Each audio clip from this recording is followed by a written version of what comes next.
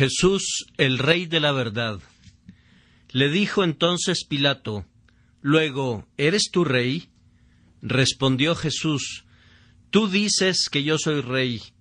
Yo para esto he nacido, y para esto he venido al mundo, para dar testimonio a la verdad. Todo aquel que es de la verdad, oye mi voz. Juan 18:37. Ya casi ha llegado la época en la que, por costumbre, nuestros conciudadanos son impulsados a recordar el nacimiento del santo niño Jesús, nacido Rey de los judíos. Sin embargo, yo no los voy a guiar a Belén, sino al pie del Calvario. Allí aprenderemos de los propios labios del Señor algo relativo al reino del que Él es monarca, y de esta manera seremos motivados a valorar mucho más el gozoso evento de su nacimiento.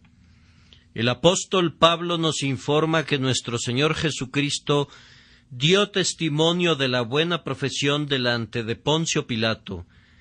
Fue una buena profesión en cuanto a su forma, pues nuestro Señor fue veraz, benigno, prudente, paciente, manso y al mismo tiempo fue firme y valiente.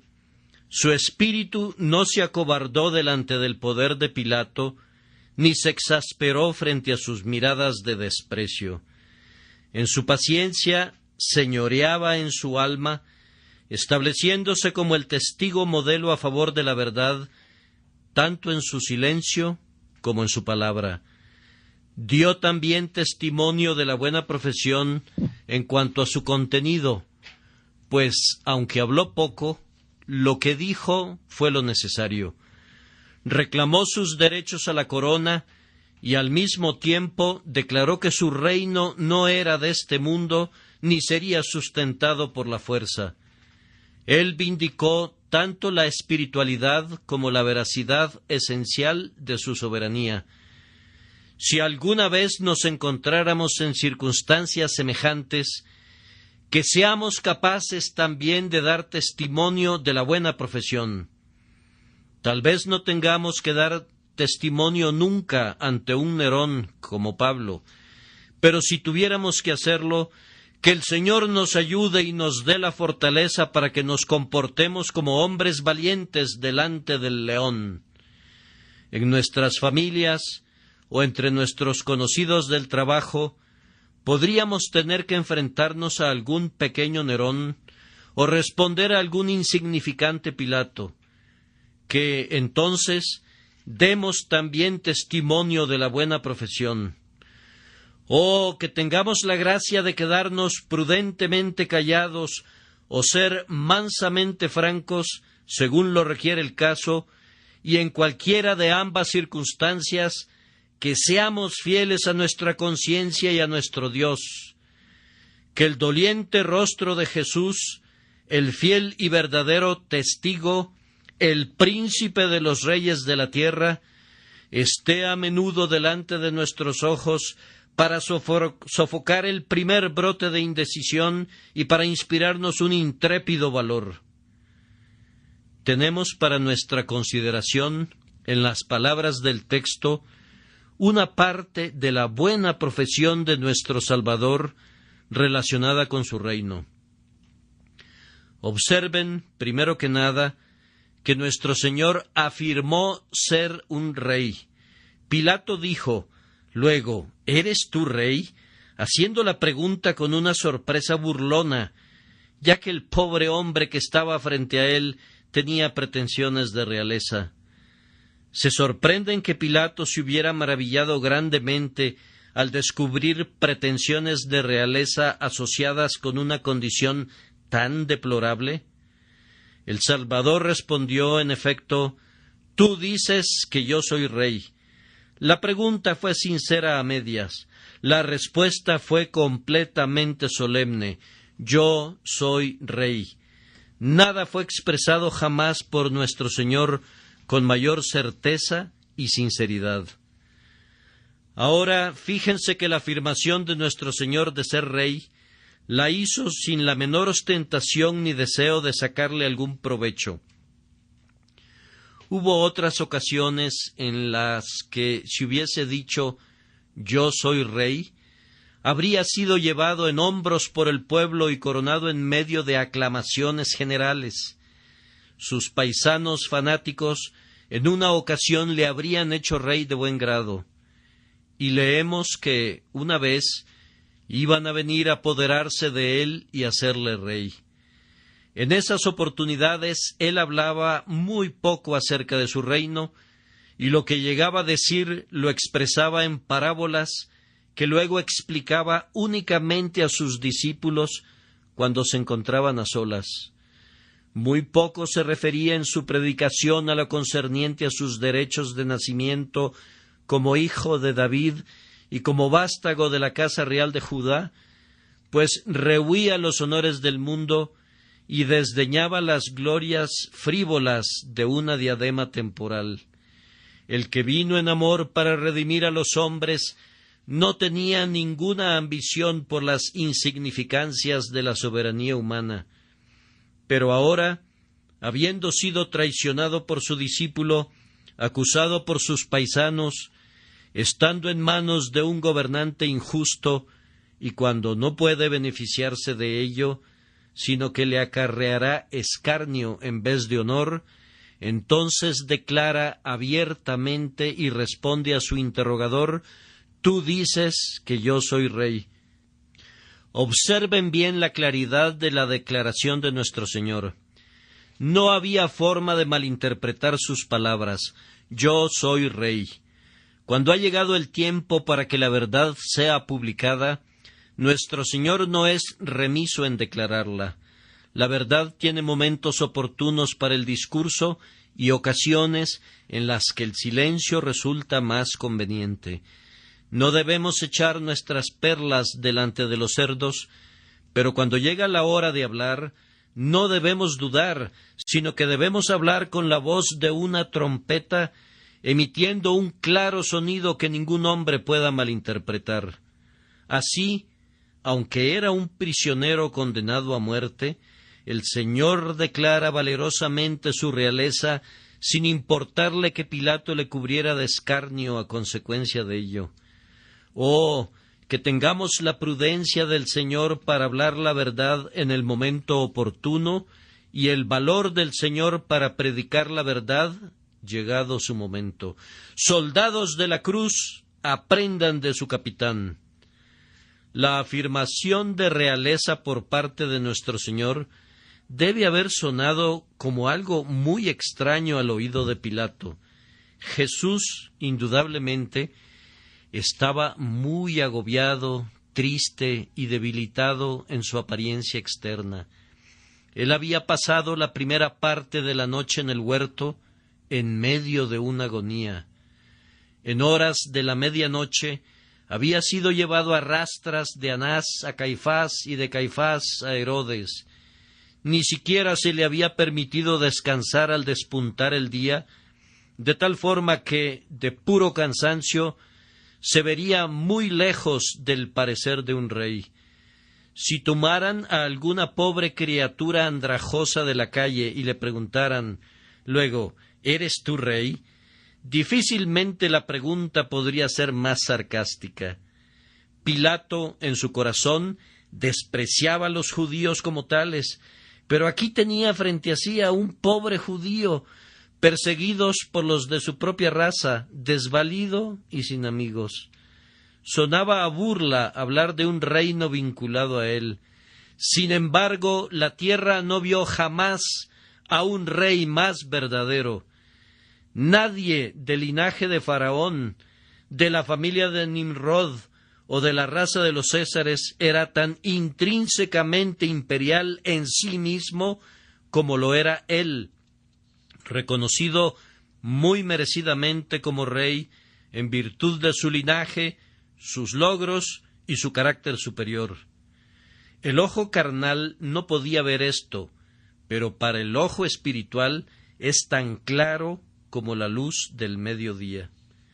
Hasta este día, en su apariencia externa, el cristianismo puro es igualmente un objeto sin atractivo y muestra en su superficie pocas señales de realeza, es sin parecer ni hermosura, y cuando los hombres lo ven, no encuentran una belleza deseable para ellos. Cierto, hay un cristianismo nominal que es aceptado y aprobado por los hombres, pero el evangelio puro es despreciado y desechado todavía. El Cristo real de hoy es desconocido e irreconocible entre los hombres, de la misma manera que lo fue en su propia nación hace 1800 años. La doctrina evangélica está en rebaja, la vida santa es censurada y la preocupación espiritual es escarnecida. ¿Qué?, preguntan ellos. ¿Tú llamas verdad regia a esta doctrina evangélica? ¿Quién la cree en nuestros días? La ciencia la ha refutado. No hay nada grandioso acerca de ella. Podrá proporcionar consuelo a las viejas y a todos aquellos que no tengan suficiente capacidad para pensar libremente, pero su reino ha terminado y no regresará jamás. En cuanto a vivir separados del mundo, califican eso de puritanismo o algo peor. Cristo en doctrina, Cristo en espíritu, Cristo en la vida. En estas áreas el mundo no puede soportarlo como rey. El Cristo alabado con himnos en las catedrales, el Cristo personificado en prelados altaneros, el Cristo rodeado por los que pertenecen a las casas reales, él sí es aceptable. Pero al Cristo que debe ser honestamente obedecido, seguido y adorado en simplicidad, sin pompa o liturgias deslumbrantes, a ese Cristo no le permitirán que reine sobre ellos. Pocas personas hoy en día estarán de parte de la verdad por la que dieron la vida a sus antepasados. El día del compromiso de seguir a Jesús en medio de la maledicencia y de la vergüenza ha pasado. Sin embargo, aunque los hombres se nos acerquen para preguntarnos, ¿acaso llaman a su evangelio divino? ¿Son ustedes tan ridículos como para creer que su religión viene de Dios y que someterá al mundo? Nosotros respondemos valerosamente sí, así como debajo del vestido de un campesino y del rostro pálido del Hijo de María podemos discernir al admirable consejero, Dios fuerte, Padre eterno, así también bajo la sencilla forma de un evangelio despreciado percibimos los regios lineamientos de la verdad divina. A nosotros no nos importa la ropa o la morada externa de la verdad. La amamos por ella misma. Para nosotros, los palacios de mármol y las columnas de alabastro no tienen importancia. Valoramos mucho más el pesebre y la cruz. Estamos satisfechos de que Cristo reine donde Él quería reinar, y ese lugar no es en medio de los grandes de la tierra, ni entre los poderosos y los sabios, sino entre lo vil del mundo y lo que no es, que deshará lo que es, pues a éstos ha elegido Dios desde el principio para que sean suyos. Debemos agregar que la declaración de nuestro Señor de ser Rey será reconocida un día por toda la humanidad, cuando, de acuerdo a nuestra versión, Cristo le dijo a Pilato: «Tú dices que yo soy Rey», virtualmente profetizó la confesión futura de todos los hombres.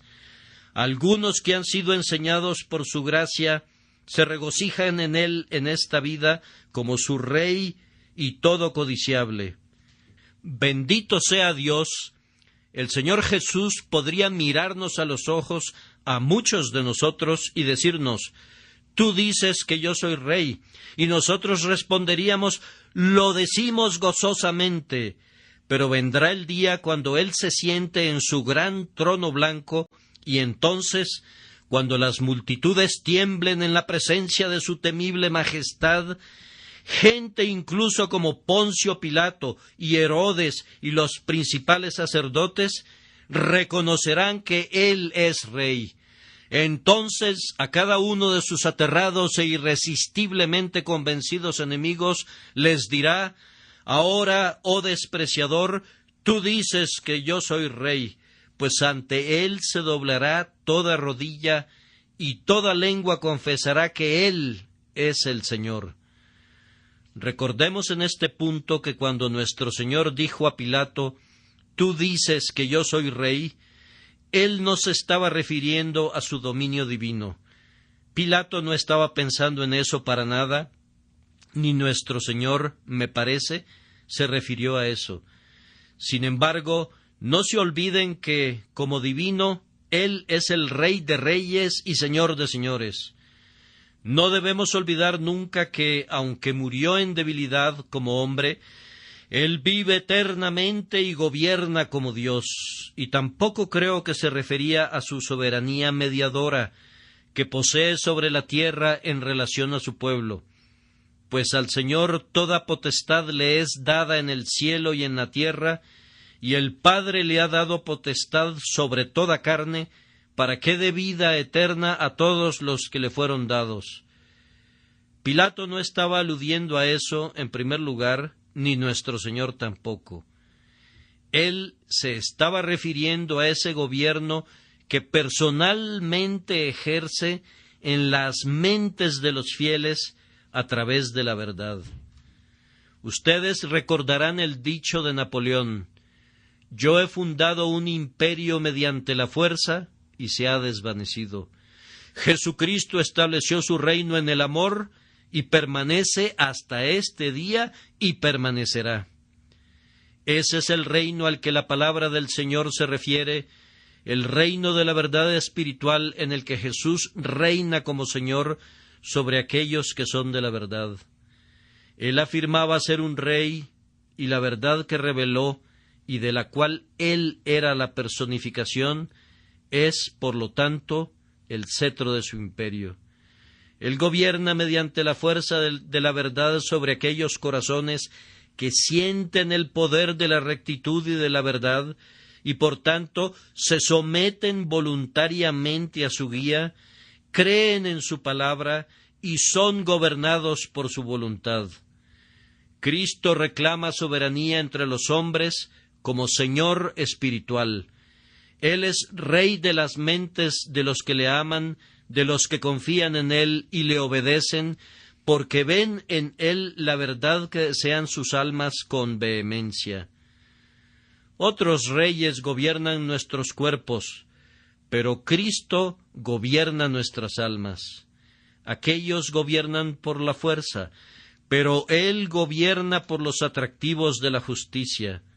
La de aquellos reyes es, en gran medida, una realeza ficticia, pero la suya es verdadera y encuentra su fuerza en la verdad. Suficiente, entonces, en relación a las afirmaciones de Cristo relativas a ser un rey. Ahora, observen, en segundo lugar, que nuestro Señor declaró que este reino era el principal propósito de su vida. Yo para esto he nacido y para esto he venido al mundo. La razón por la que nació de la Virgen fue para establecer su reino. Era necesario que naciera para ser rey de los hombres. Él siempre fue Señor de todo. No necesitaba nacer para ser un rey en ese sentido, pero para ser rey a través del poder de la verdad, era esencial que naciera en nuestra naturaleza. ¿Por qué? Yo respondo, primero, porque no es natural que un gobernante sea de naturaleza diferente a la del pueblo al que gobierna. Un rey angélico de los hombres sería algo impropio. No podría darse la identificación que es el cemento de un imperio espiritual. Jesús, para gobernar únicamente por la fuerza del amor y de la verdad, se volvió de la misma naturaleza que la humanidad. Fue un hombre entre los hombres, un hombre real, pero un hombre verdaderamente noble y de condición regia, y así un rey de los hombres. Pero, además, el Señor nació para salvar a su pueblo. Los súbditos son esenciales a un reino. Un rey no puede ser rey si no tiene a nadie a quien gobernar. Pero todos los hombres habrían perecido por el pecado si Cristo no hubiera venido al mundo y no hubiera nacido para salvar. Su nacimiento fue un paso necesario para su muerte redentora. Su encarnación fue necesaria para la expiación. Además, la verdad no ejerce nunca tanto poder como cuando se encarna. La verdad hablada puede ser derrotada, pero la verdad actuada en la vida de un hombre es omnipotente por medio del Espíritu de Dios. Ahora, Cristo no habló simplemente la verdad, sino que Él era la verdad. Si hubiera sido la verdad venida en una forma angélica, habría poseído muy poco poder sobre nuestros corazones y nuestras vidas, pero la verdad perfecta en una forma humana tiene un regio poder sobre la humanidad regenerada. La verdad venida en carne y sangre tiene poder sobre carne y sangre. De aquí que nació para este propósito. Así que cuando oigan las campanas que tañen en la Navidad, piensen en el motivo por el que nació Cristo. No sueñen con que vino a aderezar sus mesas y a llenar sus copas. En su júbilo, miren por encima de todas las cosas terrígenas. Cuando oigan que en ciertas iglesias hay pomposas celebraciones y espectáculos eclesiásticos, no piensen que Jesús nació para este propósito. No, sino que miren dentro de sus corazones y piensen que para esto nació, para ser rey, para gobernar por medio de la verdad en las almas de un pueblo que es, por gracia, conducido a amar la verdad de Dios. Y luego agregó, y para esto he venido al mundo, esto es, salió del seno del Padre para establecer su reino, declarando cosas escondidas desde la fundación del mundo. Ningún hombre puede revelar el consejo de Dios, sino uno que ha estado con Dios. Y el Hijo que ha salido de los palacios de marfil de la alegría, nos anuncia las buenas nuevas de gran gozo. Por esta causa vino también al mundo desde el oscuro retiro del taller de José, donde durante muchos años estuvo escondido como una perla en su concha. Era necesario que la verdad a la que vino a dar testimonio fuera dada a conocer y que resonara en los oídos de la multitud. Puesto que iba a ser rey, debía abandonar su retiro y salir a combatir por su trono. Tenía que predicar a las multitudes sobre la ladera del monte, tenía que hablar en la costa del mar, tenía que reunir a sus discípulos y enviarlos de dos en dos para publicar desde los tejados los secretos de la verdad poderosa. No salió porque le encantara ser visto de los hombres o porque buscara la popularidad, sino con este propósito, que él pudiera establecer su reino habiendo publicado la verdad. Era necesario que saliera al mundo y enseñara, pues de otra manera la verdad no sería conocida y por consiguiente no podría operar. El sol debe elevarse como esposo que sale de su tálamo, pues de lo contrario el reino de la luz nunca será establecido. El espíritu debe salir del depósito de los vientos, o la vida nunca reinará en el valle de los huesos secos. Durante 3 años, nuestro Señor vivió conspicuamente y enfáticamente vino al mundo. Él fue visto por los hombres de manera tan cercana que pudo ser visto con los ojos, contemplado, tocado y palpado con las manos. Él tenía el propósito de ser un modelo y, por lo tanto, era necesario que fuera visto. La vida de un hombre que vive en absoluto retiro puede ser admirable para sí mismo y aceptable para Dios, pero no puede ser ejemplar para los hombres. Por esta razón el Señor vino al mundo para que todo lo que iba a hacer influenciara a la humanidad. Sus enemigos tuvieron permiso para vigilar cada una de sus acciones, y se les permitió que se esforzaran para sorprenderle en alguna palabra para probarle. Sus amigos le veían en privado y sabían lo que hacía en la soledad. Así, su vida entera pudo ser reportada. Fue observado en la fría ladera de la montaña a medianoche, así como en medio de la gran congregación. Esto fue permitido para que la verdad fuera conocida, pues cada acción de su vida era verdad y contribuía a establecer el reino de la verdad en el mundo. Hagamos una pausa aquí. Cristo es Rey, un Rey por la fuerza de la verdad en un reino espiritual. Con este propósito nació, por esta causa vino al mundo. Alma mía, hazte esta pregunta: ¿ha sido cumplido en ti este propósito del nacimiento y de la vida de Cristo? Si no es así, ¿cuál es el provecho de la Navidad para ti? Los miembros del coro cantarán: porque un niño nos es nacido, hijo nos es dado. ¿Es cierto eso para ti? ¿Cómo podría serlo a menos que Jesús reine en ti y sea tu Salvador y tu Señor? Los que verdaderamente pueden regocijarse en su nacimiento son aquellos que le conocen como el Señor de sus corazones, que gobierna su entendimiento por la verdad de su doctrina, su admiración por la verdad de su vida y sus afectos por la verdad de su persona. Para esa gente, Él no es un personaje que deba ser retratado con una corona de oro y un manto de púrpura, como los reyes comunes y teatrales de los hombres, sino alguien más resplandeciente y más celestial, cuya corona es real, cuyo dominio es incuestionable, que gobierna con verdad y amor. ¿Conocemos a este Rey?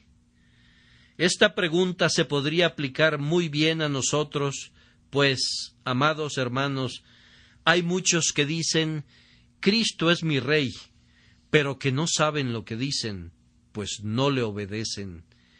El que es siervo de Cristo confía en Cristo y camina conforme a la mente de Cristo y ama la verdad que Jesús ha revelado. Todos los demás son meros hipócritas. Pero debo continuar. Nuestro Señor, en tercer lugar, reveló la naturaleza de su poder real. Ya he hablado de eso, pero debo hacerlo otra vez. Podría pensarse que el texto fuera de esta manera: tú dices que yo soy rey, yo para esto he nacido y para esto he venido al mundo, para establecer mi reino. Las palabras no son esas, pero deben significar eso, pues Jesús no era incoherente en su discurso. Nosotros concluimos que las palabras empleadas tienen el mismo significado que esas que el contexto sugiere, aunque está expresado de manera diferente. Si nuestro Señor hubiera dicho para establecer un reino, Pilato podría haberlo malinterpretado. Pero cuando se valió de la explicación espiritual y dijo que su reino era la verdad y que el establecimiento de su reino era por medio de dar testimonio a la verdad, entonces, aunque Pilato no le entendió, pues estaba muy por encima de su comprensión, sin embargo, de todas maneras, no fue conducido a una mala interpretación. Nuestro Señor, en efecto, nos dice que la verdad es la característica preeminente de su reino y que su poder real en los corazones de los hombres es a través de la verdad. Ahora, el testimonio de nuestro Señor entre los hombres fue enfáticamente sobre asuntos vitales y reales. No trató con ficción, sino con hechos reales. no con trivialidades, sino con realidades infinitas. No habla de opiniones, puntos de vista o especulaciones, sino de verdades infalibles. ¿Cuántos predicadores desperdician su tiempo sobre lo que puede o no puede ser? El testimonio de nuestro Señor fue preeminentemente práctico y positivo, lleno de verdades y certezas. Algunas veces, al estar escuchando un sermón, he deseado que el predicador fuera al grano y que tratara con algo realmente relacionado con el bienestar de nuestras almas. ¿Qué importancia tienen los miles de temas triviales que revolotean a nuestro alrededor para hombres que se están muriendo? Tenemos al cielo o al infierno delante de nosotros y la muerte a tiro de piedra. Por Dios, no malgasten el tiempo con nosotros, sino díganos la verdad de una vez. Jesús es Rey en las almas de su pueblo, porque su predicación nos ha bendecido de la manera más grande y real, y nos ha dado el descanso en asuntos de ilimitada importancia. Él no nos ha dado piedras bien labradas, sino un pan real. Hay 1000 cosas que ustedes tal vez no sepan, y se habrán perdido de muy poco por no saberlas. Pero, si ustedes no conocen lo que Jesús ha enseñado, no les irá bien. Si ustedes son enseñados por el Señor Jesús, tendrán un descanso de sus afanes, un bálsamo para sus aflicciones y la satisfacción de sus deseos. Jesús da la verdad que necesitan conocer los pecadores que creen en Él, la garantía del pecado perdonado por medio de su sangre, el favor asegurado por su justicia y el cielo obtenido por su vida eterna. Además, Jesús tiene el poder sobre su pueblo porque Él da testimonio no a símbolos, sino a la propia sustancia de la verdad. Los escribas y los fariseos eran muy versados acerca de los sacrificios, las ofrendas, las oblaciones, los diezmos, los ayunos y cosas semejantes. Pero, ¿qué influencia podría tener todo eso sobre los corazones adoloridos? Jesús tiene un poder imperial sobre los espíritus contritos, porque les habla de su único y verdadero sacrificio y de la perfección que ha obtenido para todos los creyentes. Los sacerdotes perdieron su poder sobre la gente porque no fueron más allá de la sombra, y tarde o temprano todos aquellos que descansan en el símbolo harán lo mismo. El Señor Jesús retiene su poder sobre sus santos porque Él revela la sustancia, pues la gracia y la verdad son por Jesucristo. ¿Cuánta pérdida de tiempo implica debatir sobre la forma de una copa, o la manera de celebrar la comunión, o el color apropiado para las vestiduras del clérigo en la época de Adviento, o la fecha precisa de la Pascua? Vanidad de vanidades, todo es vanidad. Todas esas trivialidades nunca ayudarán a establecer un reino eterno en los corazones de los hombres. Cuidémonos de no poner nosotros también mucho peso en las cosas externas y perder de vista lo esencial, la vida espiritual de nuestra santa fe.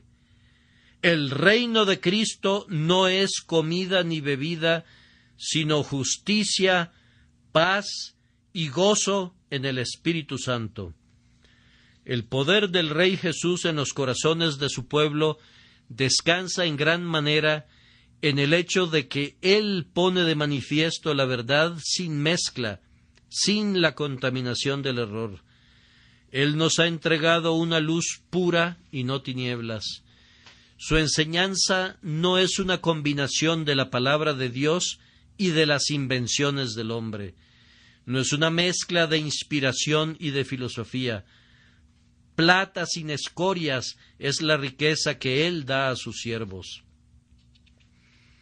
Los hombres enseñados del Espíritu Santo para amar la verdad reconocen este hecho y rinden sus almas a la influencia real de la verdad del Señor, y los hace libres y los santifica. Nada puede conducirles a repudiar a tal soberano, pues como la verdad vive y mora en sus corazones, así Jesús, quien es la verdad, mora también en ellos. Si saben lo que es la verdad, ustedes se someterán tan naturalmente a las enseñanzas de Cristo como los niños se someten siempre a la autoridad de sus padres. El Señor Jesús enseñó que la adoración tiene que ser verdadera, espiritual y nacida del corazón, pues de lo contrario no sirve de nada.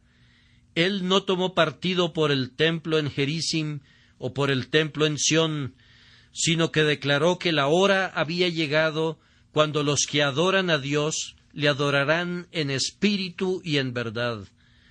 Ahora, los corazones regenerados sienten el poder de esto y se regocijan que los emancipe de los miserables elementos del ritualismo carnal. Ellos aceptan de buen grado la verdad de que las palabras piadosas de la oración o de la alabanza serían pura vanidad, a menos que el corazón tenga una adoración viva dentro de sí. En la grandiosa verdad de la adoración espiritual, los creyentes poseen una carta magna, tan amada como la vida misma. Nos rehusamos a estar nuevamente sujetos al yugo de servidumbre y nos adherimos a nuestro Rey emancipador. Nuestro Señor enseñó también que vivir falsamente es ruin y aborrecible. Él expresó desprecio por las filacterias ensanchadas de los hipócritas y los extendidos flecos de los mantos de los opresores de los pobres. Para él, las limosnas ostentosas, las largas oraciones, los ayunos frecuentes y el diezmo de la menta y del comino no eran nada cuando eran practicados por aquellos que devoraban las casas de las viudas. No le importaban para nada los sepulcros blanqueados y los platos limpiados por fuera. Él juzgaba los pensamientos y las intenciones del corazón. ¿Qué interjecciones utilizó para denunciar a los formalistas de su día? Debe haber sido un grandioso espectáculo haber visto al humilde Jesús, indignado, tronando en un repique tras otro sus denuncias contra la hipocresía. Elías no invocó jamás fuego del cielo que fuera ni la mitad de grandioso. ¡Ay de vosotros, escribas y fariseos, hipócritas! Es el más estruendoso retumbo de la artillería del cielo. Vean cómo, como un nuevo Sansón, Jesús ataca las imposturas de su época y las apila en un montón sobre otro para que se pudran para siempre. ¿Acaso aquel que nos enseña la vida verdadera no será Rey de todos los hijos de la verdad? Saludémosle ahora como Señor y Rey. Además, amados hermanos, nuestro Señor no sólo vino para enseñarnos la verdad, sino que fluye de Él un misterioso poder a través de ese Espíritu que reposa en Él sin medida, que somete a los corazones elegidos a la verdad y luego guía a los corazones verdaderos a la plenitud de la paz y del gozo. ¿Acaso no han percibido nunca, al haber estado con Jesús, que el sentido de su pureza los ha conducido a desear vivamente ser purificados de toda hipocresía y de todo camino falso? ¿Acaso no han sentido vergüenza de ustedes mismos al salir de oír su palabra, de contemplar su vida y sobre todo de gozar de su comunión, porque no han sido más reales, más sinceros, más verdaderos, más rectos, súbditos más leales del verdadero Rey? Sé que lo han sentido. Nada acerca de Jesús es falso o siquiera ambiguo. Él es transparente. De la cabeza a los pies, Él es la verdad en público, la verdad en privado, la verdad en palabra y la verdad en hechos. Por esta razón, Él tiene un reino sobre los puros de corazón, y Él es vehementemente enaltecido por todos aquellos que están colocados sobre la justicia. Y ahora, en cuarto lugar, nuestro Señor explicó el método de su conquista. Yo para esto he nacido y para esto he venido al mundo, para dar testimonio a la verdad. Cristo no ha establecido su reino por la fuerza de las armas. Mahoma sacó la espada y convirtió a los hombres exigiéndoles que eligieran entre la muerte o la conversión. Pero Cristo dijo a Pedro: «Mete tu espada en la vaina». La compulsión no debe ser usada con nadie para inducirle a aceptar cualquier opinión, mucho menos para conducirle a aceptar la verdad. La falsedad requiere del potro de tormento de la Inquisición, pero la verdad no necesita de esa ayuda indigna. Su propia belleza y el Espíritu de Dios son su fortaleza. Además, Jesús no usó las artes de las supercherías sacerdotales ni los trucos de la superstición. Los insensatos son persuadidos por un dogma, por el hecho de que es promulgado por un sabio doctor de alto nivel, pero nuestro Raboni no tiene resonantes títulos de honor.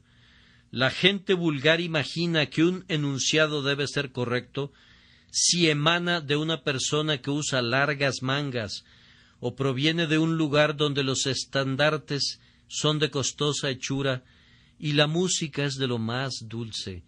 Estas cosas son buenos argumentos para quienes no son reformables. Pero Jesús no le debe nada a su ropa y no influencia a nadie mediante arreglos artísticos. Nadie puede afirmar que Él reina sobre los hombres por el resplandor de la pompa o por la fascinación de ceremonias sensuales. Su hacha de combate es la verdad. La verdad es tanto su flecha como su arco, su espada y su adarga.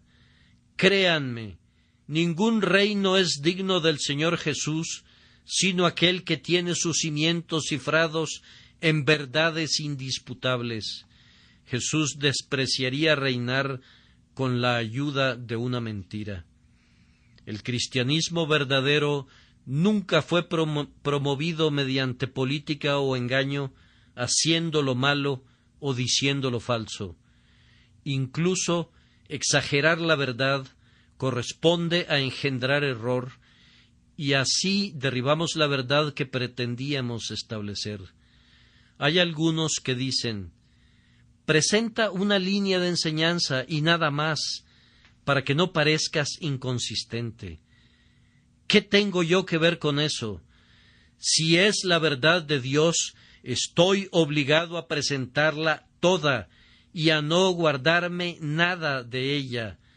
La política, como un velero que depende del viento, vira por aquí y por allá, pero el hombre verdadero, como un barco que tiene su propia fuerza motriz, va en línea recta hacia adelante, aun en medio del huracán. Cuando Dios pone la verdad en las almas de los hombres, les enseña a no desviarse ni a adaptarse, sino a sostenerse a riesgo de lo que sea. Esto es lo que Jesús siempre hizo. Él dio testimonio a la verdad y allí dejó el asunto. Fue cándido como una oveja.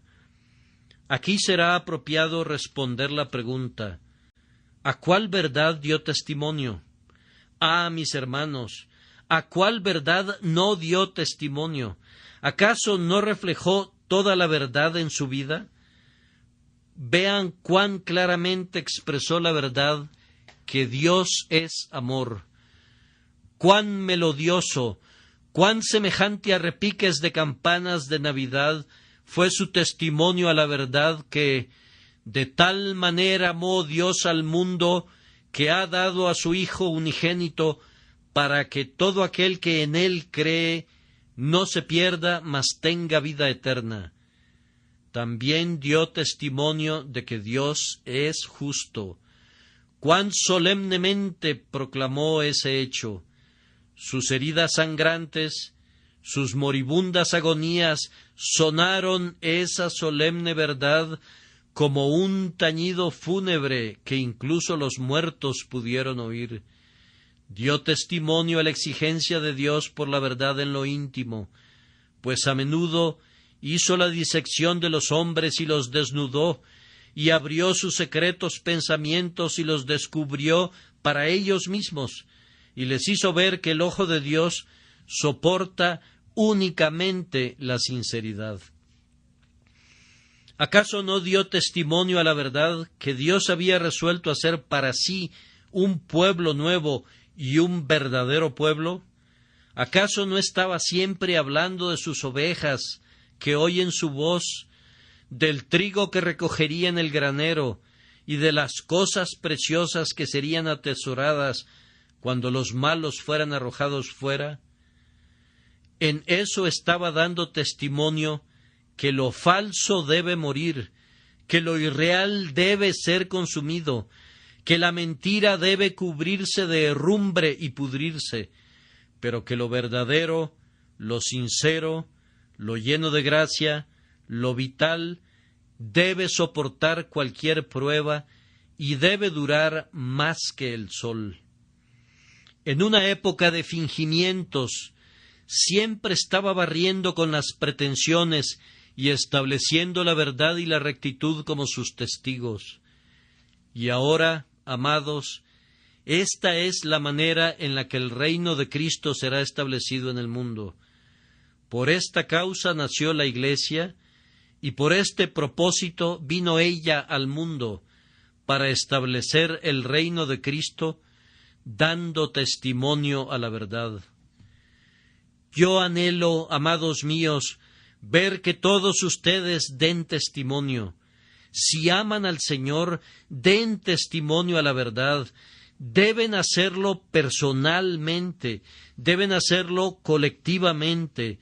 Nunca se unan a una iglesia cuyo credo no crean entera y sinceramente, pues si lo hicieran, estarían actuando una mentira y serían, además, partícipes del error de los testimonios de otros hombres. Yo no diría, ni por un instante, nada que retardara la unidad cristiana, pero hay algo antes de la unidad y es la verdad en lo íntimo y honestidad delante de Dios. Yo no me atrevería a ser miembro de una iglesia cuya enseñanza yo supiera que es falsa en puntos vitales.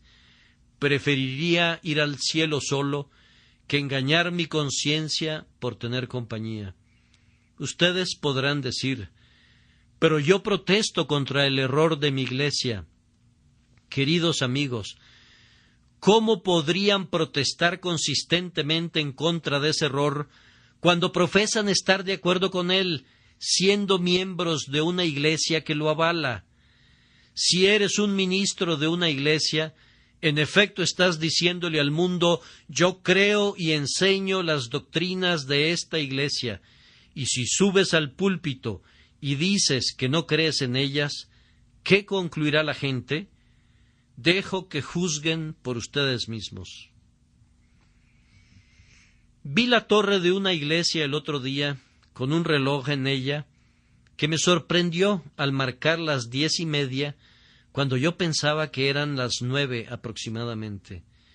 Sin embargo, me tranquilicé cuando vi que otra cara del reloj indicaba las 8:15. Bien, pensé, cualquiera que sea la hora, ese reloj está equivocado, pues se contradice a sí mismo. Así que cuando oigo a un hombre que dice algo de acuerdo a la membresía de su iglesia, y luego otra cosa en contra, de conformidad a su criterio personal, vamos, independientemente de lo que sea correcto, ciertamente no es consistente consigo mismo.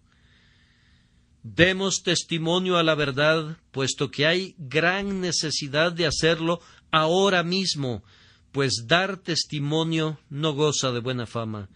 La época no ensalza ninguna virtud tanto como la liberalidad, y no condena ningún vicio tan fieramente como la intolerancia, alias la honestidad. Si creen en algo y lo sostienen con firmeza, todos los perros les van a ladrar. Déjenlos que ladren, dejarán de hacerlo cuando se cansen. Ustedes son responsables ante Dios y no ante hombres mortales. Cristo vino al mundo para dar testimonio a la verdad, y Él te ha enviado para que hagas lo mismo. Cuídate de hacerlo, sin importar que ofendas o agrades, pues es únicamente mediante este proceso que el reino de Cristo va a ser establecido en el mundo. Ahora, lo último es esto. Nuestro Salvador, habiendo hablado de su reino y de la manera de establecerlo, describió a sus súbditos: todo aquel que es de la verdad, oye mi voz. Es decir, donde quiera que el Espíritu Santo ha convertido a un hombre en un amante de la verdad, ese hombre siempre reconocerá la voz de Cristo y se someterá a ella. ¿Dónde está la gente que ama la verdad? Bien, no necesitamos investigarlo arduamente. No necesitamos la lámpara de Diógenes para encontrar a esas personas, pues saldrán a la luz. ¿Y dónde está la luz sino en Jesús? ¿Dónde están esos hombres consistentes que son lo que parecen ser? ¿Dónde están los hombres que desean ser verdaderos en secreto y delante del Señor? Pueden ser encontrados allí donde el pueblo de Cristo es descubierto. Serán encontrados escuchando a aquellos que dan testimonio a la verdad. Quienes aman la verdad pura y saben lo que es Cristo, se enamorarán con seguridad de Él y oirán su voz. Juzguen ustedes entonces en este día, hermanos y hermanas, si son de la verdad o no. Pues si aman la verdad, ustedes conocen y obedecen la voz que les pide que se alejen de sus viejos pecados, de los falsos refugios, de los malos hábitos, de todo aquello que no sea conforme a la mente del Señor. Le han oído en su conciencia cuando les riñe por todo lo falso que permanece en ustedes, y también cuando alienta en ustedes la parte de la verdad que está luchando allí. Habré concluido cuando les haya transmitido una o dos exhortaciones. La primera es, amados, ¿nos atrevemos a ponernos del lado de la verdad en esta hora de su humillación? ¿Reconocemos la realeza de la verdad de Cristo cuando la vemos deshonrada cada día? Si la verdad del Evangelio fuera honrada en todas partes, sería fácil decir «la creo». Pero ahora, en estos días, cuando no tiene honor entre los hombres, ¿nos atrevemos a adherirnos a ella a toda costa? ¿Están dispuestos a caminar con la verdad a través del lodazal y a través del pantano? ¿Tienen el valor de profesar una verdad que no está de moda? ¿Están dispuestos a creer la verdad contra la cual la falsamente llamada ciencia ha desfogado todo su rencor? ¿Están dispuestos a aceptar la verdad aunque se diga que sólo los pobres y las personas sin educación la reciben? ¿Están dispuestos a ser los discípulos del Galileo cuyos apóstoles fueron pescadores? De cierto les digo que en aquel día en el que la verdad en la persona de Cristo se manifieste en toda su gloria, les irá muy mal a quienes se avergonzaron de reconocerla y de reconocer a su Señor. A continuación, si hemos oído la voz de Cristo, reconocemos el propósito de nuestra vida, sentimos que nosotros para esto hemos nacido y para esto hemos venido al mundo, para dar testimonio a la verdad. No creo que tú, mi querido hermano, viniste al mundo para ser un lencero o un subastador y nada más. No creo que Dios te haya creado, hermana mía, para que seas simplemente una costurera o una enfermera o un ama de casa. Las almas inmortales no fueron creadas para simples propósitos mortales. Para este propósito nací, para que con mi voz en este lugar y en todas partes dé testimonio a la verdad. Ustedes reconocen eso. Entonces les ruego a cada uno de ustedes que reconozcan que ustedes también tienen una misión similar. Yo no podría ocupar el púlpito, dirá alguien. No te preocupes por eso. Da testimonio a la verdad allí donde estás y en tu propia esfera. Oh, no desperdicien el tiempo ni la energía, sino testifiquen de inmediato a favor de Jesús. Y ahora, por último, ¿reconocen, amados, la dignidad superlativa de Cristo? ¿Ven qué rey es Cristo? ¿Es Él un rey para ti, como no podría serlo nadie más? No fue sino ayer que un príncipe entró a una de nuestras grandes ciudades y la gente llenó todas sus calles para darle la bienvenida, y sin embargo no era sino un hombre mortal. Y luego, en la noche, iluminaron su ciudad e hicieron que los cielos resplandecieran como si el sol se hubiera levantado antes de la hora señalada. Pero, ¿qué había hecho este príncipe por ellos? Eran súbditos leales, y esa era la razón de su gozo. Pero, oh amados, ¿no necesitamos preguntar qué ha hecho Cristo por nosotros? Deberíamos preguntarnos qué no ha hecho por nosotros. Emmanuel, todo lo debemos a ti. Tú eres nuestro nuevo Creador, nuestro Redentor del más profundo abismo del infierno. En ti, esplendoroso y todo codiciable, tus hermosuras promueven nuestra admiración. Tú viviste por nosotros, te desangraste por nosotros, moriste por nosotros, y tú estás preparando un reino para nosotros, y vas a regresar para llevarnos para estar contigo allí donde tú estás. Todo esto infunde amor en nosotros. Todos te aclamen, tú eres nuestro Rey, y te adoramos con toda nuestra alma. Amados, les suplico que amen a Cristo y que vivan para Él mientras puedan. Trabajen mientras haya oportunidad. Cuando he tenido que guardar reposo y no he sido capaz de hacer algo, el gran dolor de mi corazón ha sido mi incapacidad de servirle a Él. Oía a mis hermanos gritando en el campo de batalla y veía a mis camaradas marchando al combate, y yo estaba tirado como un soldado herido en una zanja y no me podía mover, excepto que entre suspiros decía una oración para que todos ustedes sean fuertes en el Señor y en el poder de su fuerza. Este era mi pensamiento. Oh, que hubiese predicado mejor cuando podía predicar, y que hubiese vivido más para el Señor mientras podía servirle. No incurran en esos remordimientos en el futuro por causa de la haraganería presente, sino vivan ahora para Él, que murió por ustedes. Si alguien presente en esta reunión no ha obedecido nunca a nuestro Rey, que venga a confiar en Él ahora, pues es un tierno Salvador y está dispuesto a recibir al pecador más grande y más negro, que venga a Él. Quien quiera que confíe en Él, nunca descubrirá que le fallará, pues Él puede salvar perpetuamente a los que por Él se acercan a Dios. Que los traiga a sus pies y reine sobre ustedes en amor.